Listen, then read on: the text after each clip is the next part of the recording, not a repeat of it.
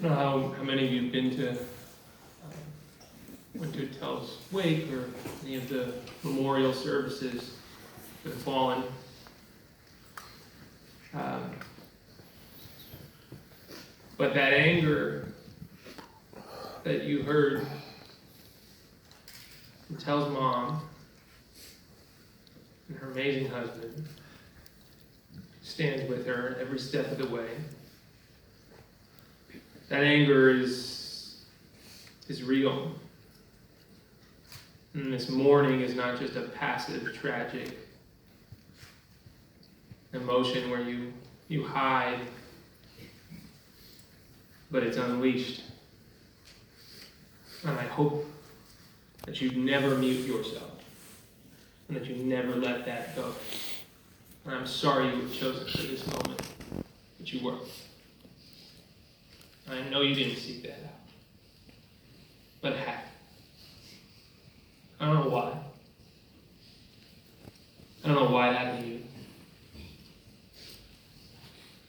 But thank God it's you.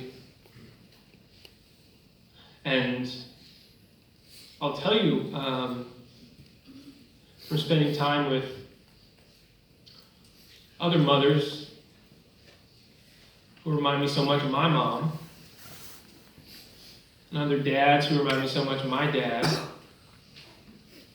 sisters who remind me of my sisters. I don't know what my family would do if I'd been at the bar that night. I hope we would have the steel to just stand before our community and not hide.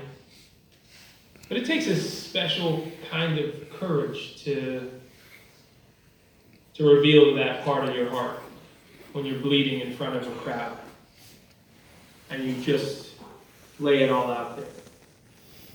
And I'll tell you, the rage that you hear today is not just held by one family. There are 40,000 families who feel some version of that rage, right? And it comes out in so many different ways. And depending on how we were raised, and depending on how we read, and depending on our politics sometimes, or our community, it manifests itself differently. But it's the same wound of having a piece of yourself ripped out. It's the same wound that can't ever be healed. And I just hope, we can talk about policy today and this mission that we all have to be on together now, even though none of us want it to be. And the prescient minds of young people like Bella and the others you heard today who saw this coming and said never again, and yet it happened again to them and their friends. We can talk about the path forward, but the one thing I can offer is that anger is a gift. That rage actually can build a bridge. And it may feel like it's going to tear us apart. I know we've heard that this morning, that fear. That's going to divide our schools. It'll divide our local governments. It'll divide our friendships. It'll divide us in parking lots outside the Trader Joe's.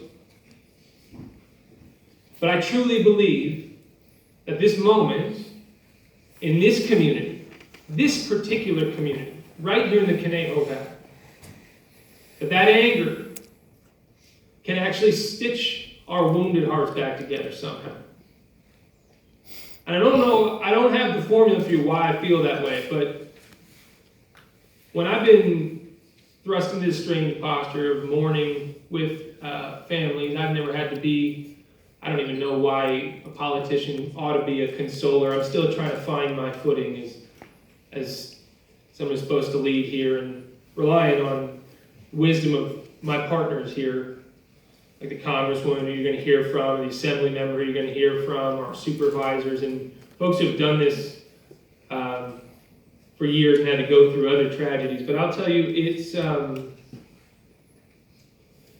with all those families, those other families, who definitely did not vote for me, and definitely bleed the Second Amendment, and support this president, and don't have any sympathy for a bunch of liberal politicians spouting gun control, they want to change too.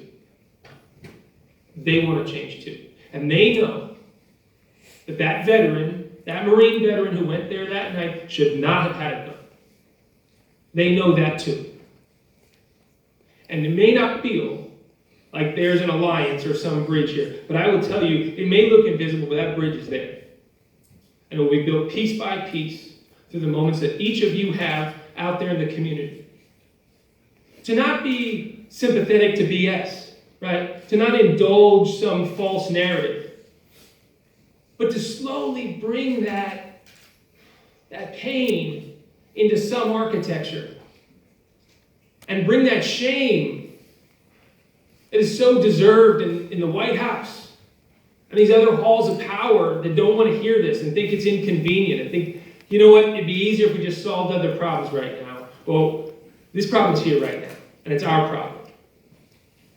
So when you have those interactions, whether you're in your class, school, or you're in your church, your synagogue, or you're in the parking lot or at that Trader Joe's, know that breach, that divide that you may feel is not so wide. If you can take that pain and channel it, that bridge will actually heal this country. And I truly do believe that this year is that year of change. And that those reluctant leaders that you are, you're the ones. So we're here to serve you. And the congresswoman who's here today has a very tough job. Julia Brownlee has to go back to Washington and go get to work and make some progress. I'll tell you, Jackie and I, we're going to go off to Sacramento and we're going to make some changes.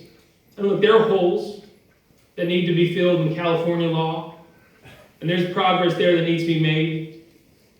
We've got a pretty good plan for that. But the toughest part is this whole nation.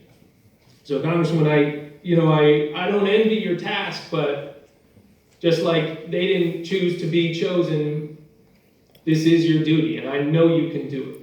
Through the friendships you've built, through your touch with the community and your steely-eyed leadership, we have a lot of faith in you. We have your back completely. And let this be the beginning today. Let this forum be the start of something. You know, Bella talked earlier about a conversation. Conversation's maybe too light of a word. But some kind of sacred communal meditation here that we all have to find how to weave ourselves back together, our torn community. We can do this. And fires and shootings, they cannot break us. And I know they've broken you in some way, and you'll never come back from that. But we're here, and we're going to work. And it's too much tragedy to just mourn privately. This is now a mission. So I'm honored to be with you all in that mission. And honored to have Congresswoman Julia Brownlee here to help lead us on that path. I thank you all. Congresswoman.